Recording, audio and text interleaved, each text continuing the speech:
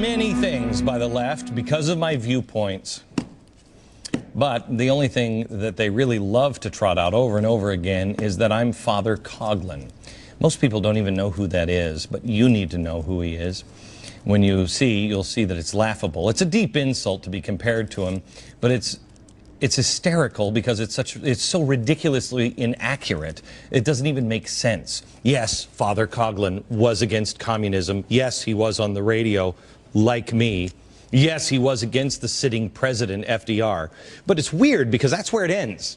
Because he was initially a supporter of FDR.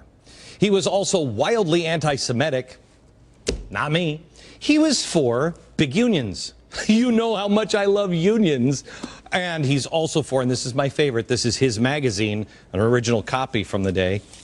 He was also for social justice. The union man. Oh, yes. That's me in a nutshell, isn't it? Actually, he was not a fan of FDR after he got in office because he thought FDR's policies didn't go far enough. Again, not me. Father Coughlin perverted American ideals for his own power, and most importantly, for social justice. Social justice. Social justice. Social justice. Let me go back to the railroad. Father Coughlin was on where, I don't know where the board went. Father Coughlin was on the wrong side of the European tracks. He was on the right side of the European tracks. Fascism. He was the leader of a nationalist socialist movement. Oh. The danger from the so-called right. Watch. As another presidential election approaches, a Roman Catholic priest, for the first time in American history, is seriously involved in national politics. Some are unpopular, but God hates the hypocrite. Father Charles Coughlin was one of the most influential voices of the 1930s. He was a Catholic priest who became immensely popular radio personality with the largest audience in the world. Radio was the first mass media in a way that print never could be, coming around almost exactly on time with this economic hardship. It was this electric combination. There were times when Father Coughlin's following got to the point where he had 30 to 40 million listeners. You could walk down the block and you could hear the same broadcast of Father Coughlin coming from every window because every family was listening to it. At his peak, Coughlin received more mail than the White House, 80,000 letters a week. Many of them contained cash. Born in Canada, 1891, Coughlin first took to the radio airwaves in 1926.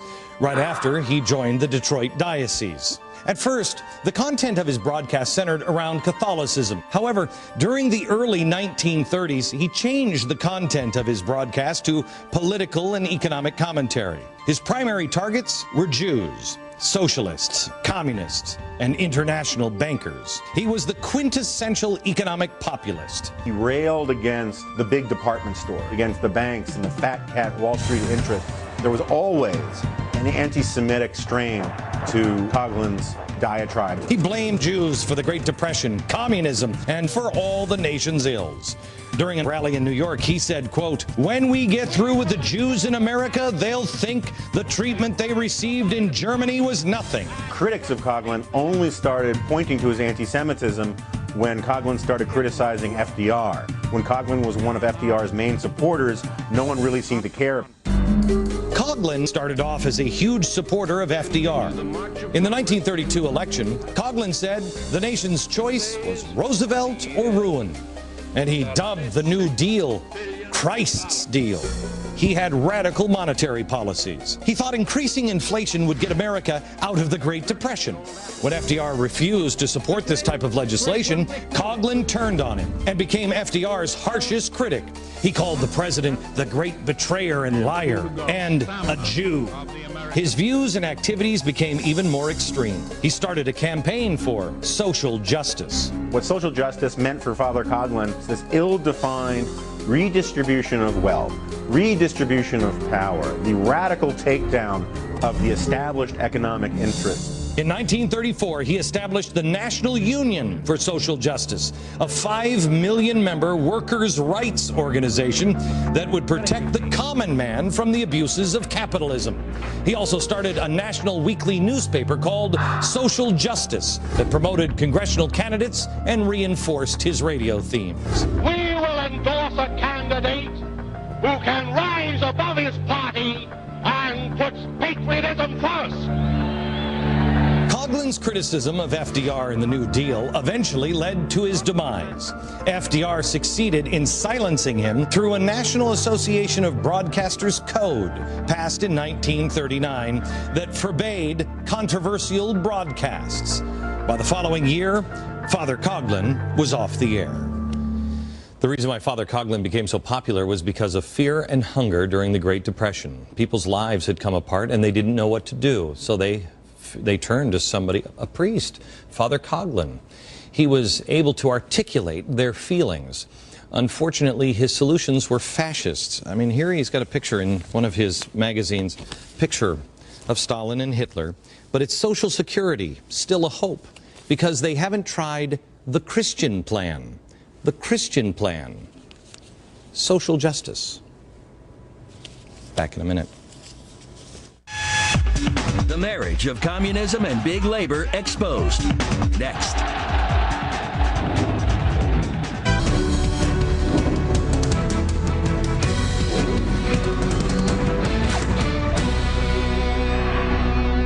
History teaches us, at least the history that you get in school teaches us, that FDR was a great American president, that he saved us, that people, all people, loved him, that he had the same vision our founders did, and that we just wouldn't have made it without his programs. Well, I don't think much of that is true. FDR was wildly popular, just as Barack Obama is wildly popular today. But the opposition has kind of been sponged from the history books, just like the opposition to the Tea Parties has been sponged out already by Time magazine. But if FDR was so beloved and nobody was spooked by how much power he took, why was it that his body was barely cold when they passed the 22nd Amendment to the Constitution to make sure that no one could ever serve as long as he did? His policies didn't save us. In fact, it was only in America that the period known as the Depression is known as the Great Depression. Why? Because his policies stripped the free market system and actually prolonged the Depression. I'm going to show you a game in a few minutes that was made in the 1930s that will blow your mind. And FDR also surrounded himself with anti-capitalists and communists. Yes, people who revered the ideas of Marx. I'm just reading in this paper how the 1936 candidate for the Communist Party thought the New Deal is great.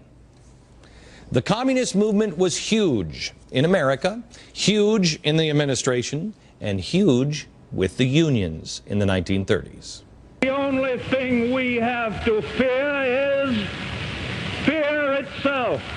The year 1933. The country had a new president, Franklin Delano Roosevelt. The economy was in the depths of the Great Depression. Overseas German dictator Adolf Hitler rose to power. Anti-communism became a great political debate. Critics accused FDR's New Deal of being pro-union, while others said that it had communist undertones. The American working class had been banding together in the form of unions to prevent oppression by the capitalist system.